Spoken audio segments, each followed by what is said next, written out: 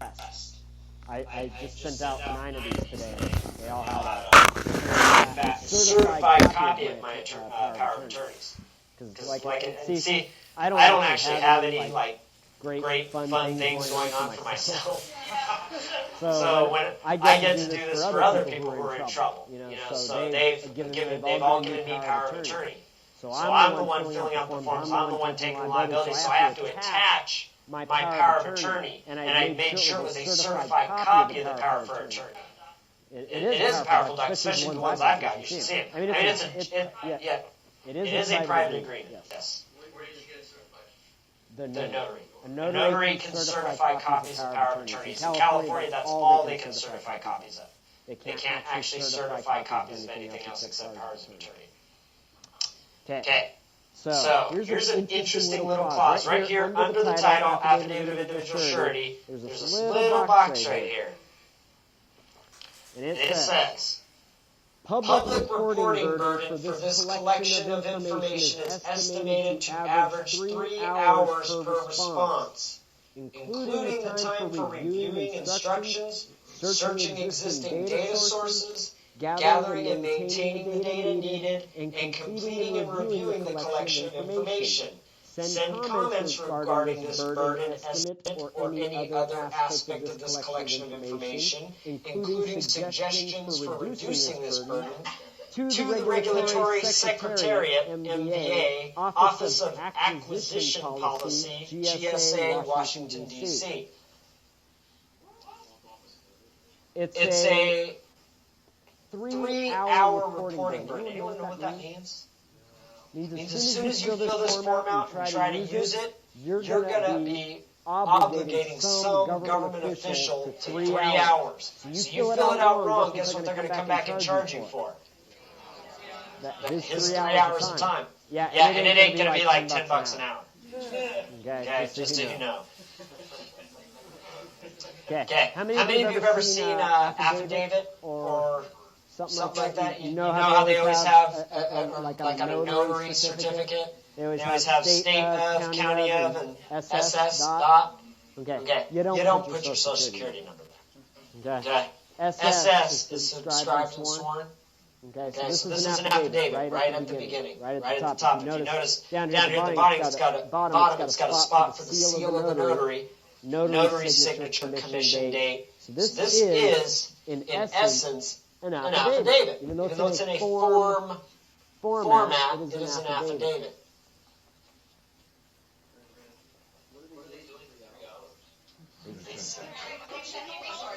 It depends on what you put in here. If you just put your name in here, they're probably not going to be doing much for 3 hours. They're tossing it in the trash can. Check that off as 5 minutes. But if you've actually got information in here, they're going to research every little piece of information you put in here. Okay? Like I said, these are very powerful documents, not to be taken lightly. Here's what we're swearing and subscribing to. I, the undersigned, being duly sworn, depose and say that I am, 1, the surety to the attached bonds, 2, a citizen of the United States, and of full age and legally competent. Oh, I guess that just kind of leaves all of us out of it. I also legally competent. I also depose and say that concerning any stocks or bonds included in the assets listed below, that there are no restrictions on the resale of these securities pursuant to the registration provisions of Section 5 of the Securities Act of 1933. You should read the Securities Act of 1933.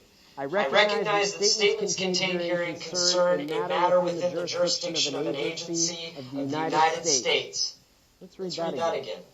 I recognize that statements contained herein concern a matter within the jurisdiction of an agency of the United States, and the making of a false, fictitious, or fraudulent statement may render the maker Now, if I'm signing as attorney in fact, am I the maker? Yeah, I am.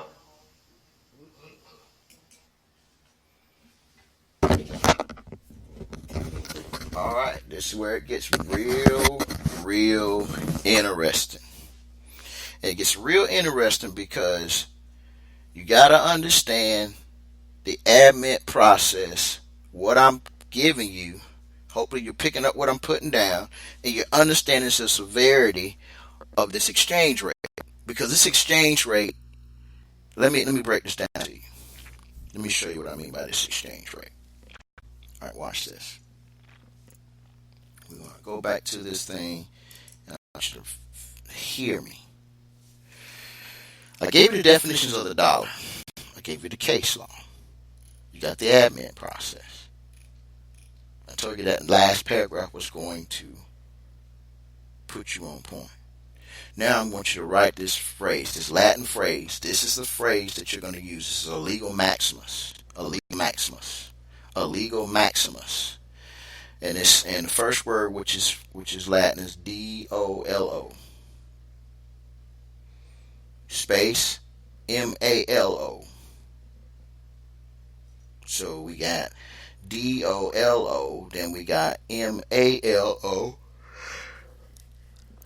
space, then you have P-A-C-T-U-M-S-E. Again, that's P-A-C-T-U-M-S-E,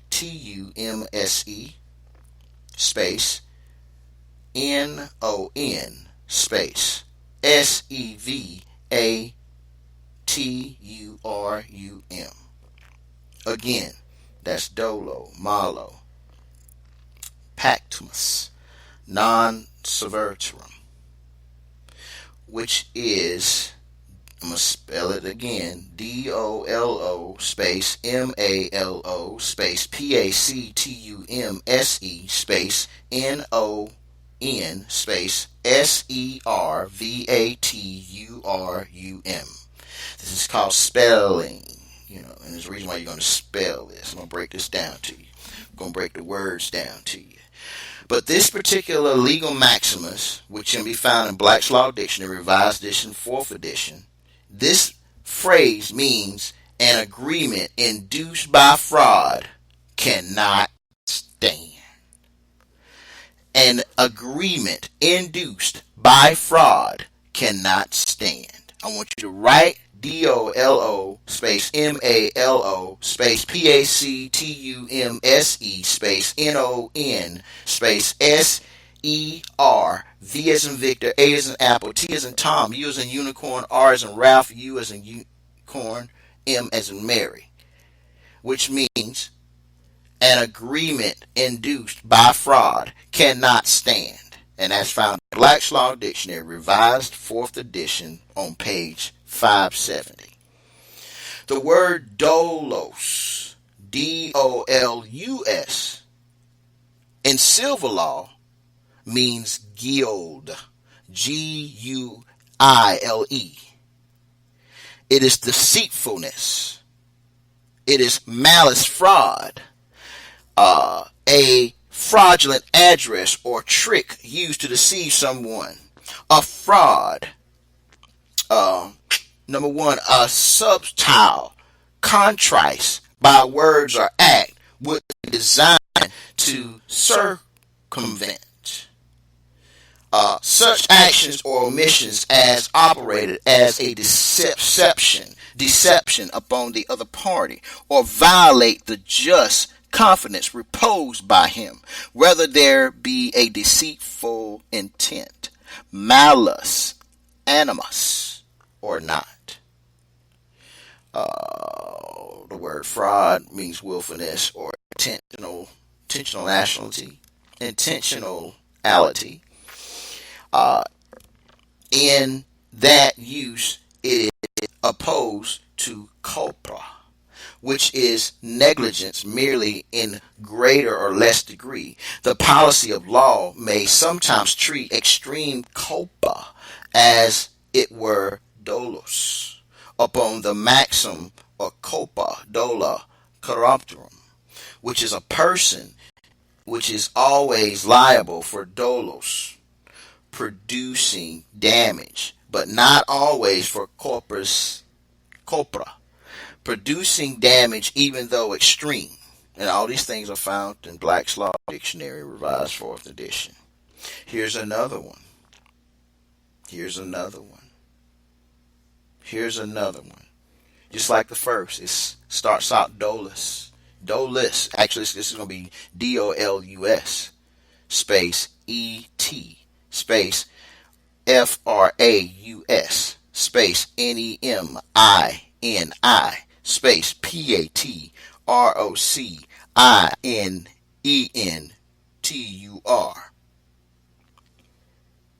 This is the legal maximus. And this legal maximus means deceit and fraud shall excuse or benefit no man.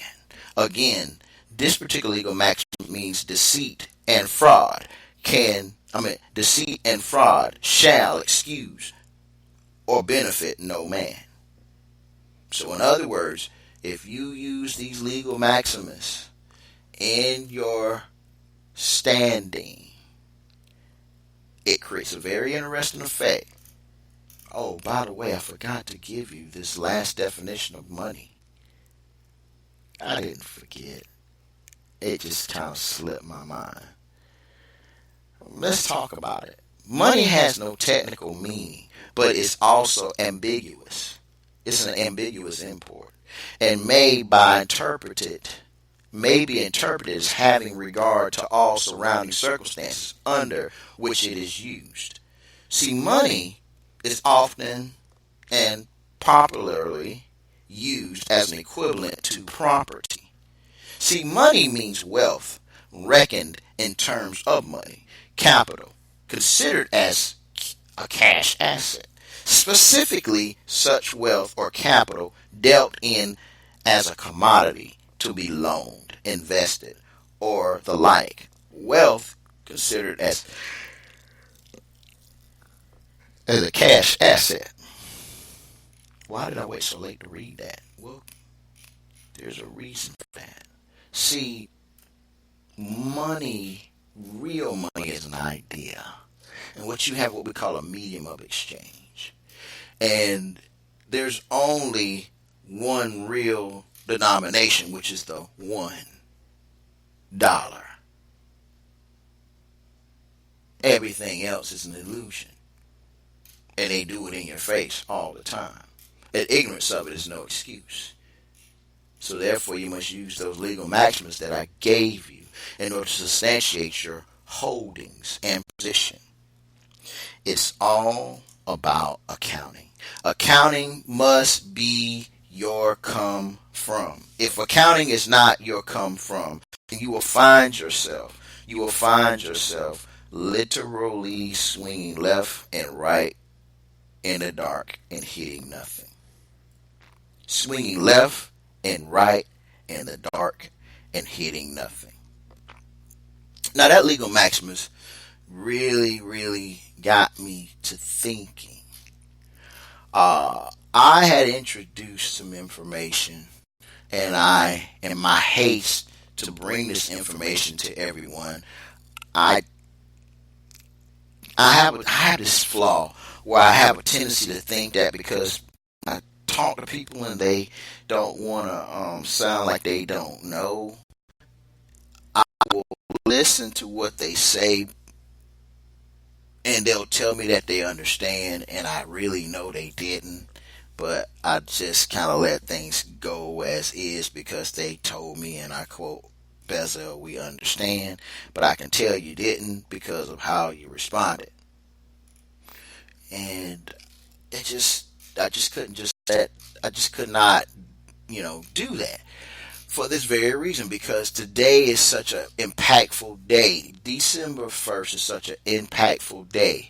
You are going to find out just how impactful it is, because I was going over the, what we call facts and audacities or oddities, and we was doing research when we was talking about civics and economics. What's doing fact and factoids, just the facts. And I was talking about the Federal Reserve as being privately owned. And I gave a lot of information that I wasn't quite sure everybody really really got, really understood. So